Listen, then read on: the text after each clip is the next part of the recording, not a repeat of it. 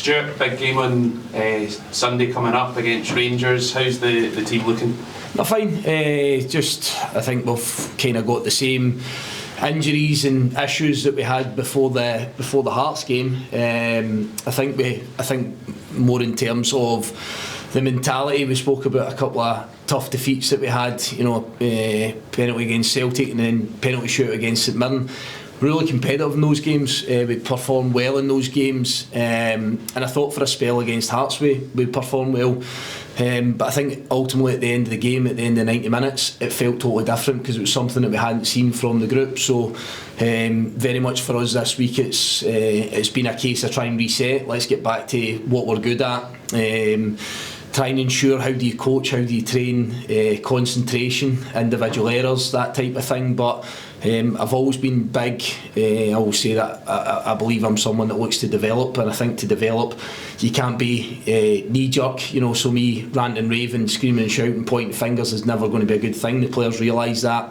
And it's a case of hold your hands up, except when you've made a mistake, except when you've come off your levels, and ensure you get back on the horse as quick as you possibly can. So that's really what it's been all about for us in the early part of the week. Yeah, and we've seen this week Daniel's got his operation. He put online it was a success.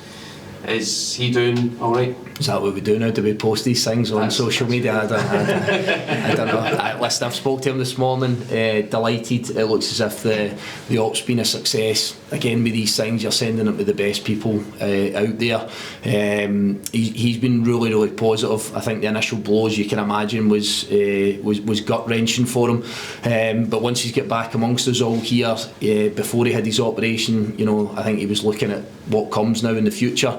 So yeah, I spoke to him this morning. He's in good spirits. As I say, it looks as if it's a success. He'll be a bit sore. There'll be a case of just trying to get him back up and get him on his feet. But my message to him is that that's the start of the next chapter of his career now. It's a chance now to kick forward. There'll be some tough times in a rehabilitation, but he's got the best people working with him here, so we'll all be 100% behind him, and I genuinely believe that he can and he will be a stronger player, stronger individual coming back from it. Yeah, and moving on to Sunday now, you're facing Rangers.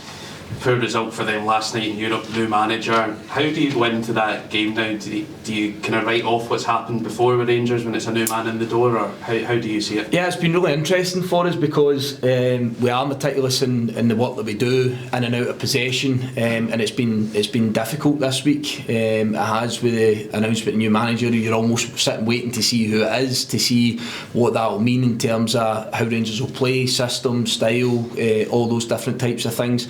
So we've had to work a wee bit different this week. I've quite enjoyed the challenge because I think what we often work off that kind of 3 previous game cycle. So we would always analyse 3 previous games, and we're not really able to do that. So kind of what we're looking at is player traits, kind of what we're looking at is strengths and weaknesses, and then off the back of the game last night we will analyse that, but we're having to take other things into consideration. How much emphasis can you put on Danny Rowe being the Sheffield Wednesday manager because it's a different club and a different country and things like that? But I think you're looking for traits, you're looking for aspects that he'll look for from his team. So between myself, the staff and the analysts at the football club, we have been working hard on that. And as always, that's not to try and be clever, it's just to try and make sure the players have all the information that they possibly can get. And I think we know the modern game. I think every single one of our players would have sat there and watched the game last night. However, we also need to acknowledge that it'll be a completely different game on Sunday as well. So yeah, there's been a few challenges in there, but I think ultimately where I come back to it is we need to be better at what we want to be than what we were for a chunk of the game against Hearts. What did you make of Rangers' performance last night? I think it's a difficult one, as I say, to analyse because you've had 2 days to go in and take a big European game away from home. Sometimes a wee bit easier at home, you get a little bit more time, I suppose, if you're not travelling, if you're not doing press conferences, announcing a new manager, and you wonder sometimes where they get the time to put the team together, because it must have been a whirlwind sort of 48 hours. But as I say, European games are different quite clearly from domestic games. Home and away is different. I don't know what I expected in terms of would there be a dramatic shape change, would there be massive personnel changes. I think the answer was no on both fronts. There was a couple of changes, as sometimes you expect, and also in terms of shape, it was slightly, well, it was more or less the same as it's been. So I think for us, that angle of looking at the players, the traits, I get this narrative at the minute that everybody's jumping in the bandwagon. People will be talking about that result not being good enough last night, but again, when you start to look at it closely, there are a lot of good players in that Rangers squad. There's been heavy investment to make sure that they bring in what they feel are top players and guys that can really flourish at the football club.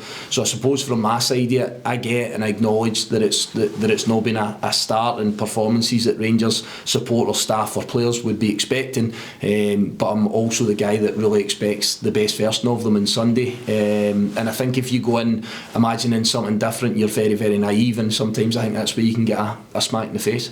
But their own captain described the performance as disgraceful. How much encouragement can you take from that? Yeah, I think their own captain's entitled to that when you've done what he's done at the football club and you've been there as long as he has been. I'm a massive fan of James Tavernier. I have been for many, many years. So again, I'll always show the utmost respect. He's entitled to speak that way and he's entitled to say the words that he did. I'm not, because I've not played, coached or managed for Rangers. So again, I always talk about this bit of walking in the shoes. He'll understand what the standards are that's expected. So from that point of view, I'll analyse the performance and how they played, but I'll not start passing comment about what I thought about it, or starting to give a clear description of what other people may or may not think. You mentioned Rangers quality, but from your point of view, you must go to Ibrox with no fear and really a chance to get at them, considering the quality you have as well in the squad. There can't be that fear factor anymore of going to these places, is there? Yeah, but I also need to stress that as well, that I've been going to Rangers, I've gone to Ibrox for many years as a manager now, and I've always felt that way, because I think if you do it any other way, then you're being disrespectful to your own football club and your own players and your own supporters. So I can hand on my heart tell you that every single time that I've went to big stadiums against big clubs, I've always believed we could win the game of football. I've never been any different, and I never will be moving forward, so that doesn't change. The start of the game, how crucial will that be? You can imagine what that crowd could be like should things not go Rangers' way. Can that be an additional factor and help you guys on? Yeah, again, but I think we're jumping on a narrative here that we think is something that we don't talk about every single week, because I can tell you and go around the country and ask all the clubs that if you go to an away ground, we speak about it every single week, about getting a good start and trying to turn the home support or that energy, try to turn that into negativity. That's the same everywhere. I think what we want to do is we want to make it a bigger story just now, because maybe you're playing against a team that isn't getting the results that they would expect, so it's no different from how I speak to the players every second week when we're on the road. But again, you go and ask other managers around the country, that's what we look for. How good of a reference point is that Celtic game in terms of the levels that were required at that sort of, at these type of games?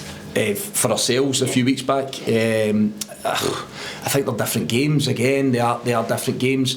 We talk about getting off to a good start. I thought we got off to a great start last week against Hearts, so we all want that. We all want a good opening 10-15 minutes, really stamp your authority in the game and get a foothold in the game, but you need to continue that. You still need to go for another 70-75 minutes and make sure that you're doing the right things within the game. So yeah, start's a good thing, and trying to change the mood in the stadium, but one good moment for you can enhance that, but one bad moment for you can change the atmosphere in there as well. So I think my basic principle is, off the back of last week, is that we need to keep the concentration levels that I've seen since day one, and we didn't quite have that last week, so we need to make sure that we're completely focused, good emotional intelligence of dealing with a big environment against good players, and you have to make sure that your concentration levels are through the roof for the duration of a game. You switch off for a minute, you look at that Rangers squad, there's guys that will punish you and there's guys that will hurt you. How's the rest of the squad? Any other knocks or one-off on the weekends? No, not really. We've had to manage one or two, but I would suggest to you that the squad's virtually going to be the same as it was going into the Hearts game. I don't really foresee. I think probably the only one that you'd maybe look at is somebody like a Tom Lowry's had another full week's training and looking good. So yeah, possibly adding to it rather than taking anything away from last Saturday. just one more from me, Stuart. Tonight, Rory Mackenzie's testimonial dinner. How important is he to the football club? He's been here for so long. Is he someone that you're so happy to turn to on the bench when you know he's such a trusted player and been here for such a long time? Yeah, but without question, since the day and minute that I came into the football club, and I know there's kind of been 3 events that we've been speaking about over the last few months, but he's top draw in everything he does, how he handles himself, how he communicates with the rest of the group, with the staff. I wish you guys could see him every single day in training. It's no coincidence why he's been here for so long and had such a long career in the game. And as I say, I just see it as an example to young players. Train like that every day, handle yourself in that fashion every day, and you stand a real chance to have a good career. So no, we all look forward to going across the road tonight to his testimonial dinner to honour him. I think it's the last of 3 events, and anybody that knows Rory knows that he doesn't like to be the centre of attention, so I think there's a bit of him looking forward to it, but I think there's also a part that he would like to bring the process to an end. But fair play to everyone that's been involved in that. I've seen a few testimonials over the years in terms of the game, the golf days and the dinners, but to this point I think they've been exceptional in their organisation and the support he's received, and rightfully so.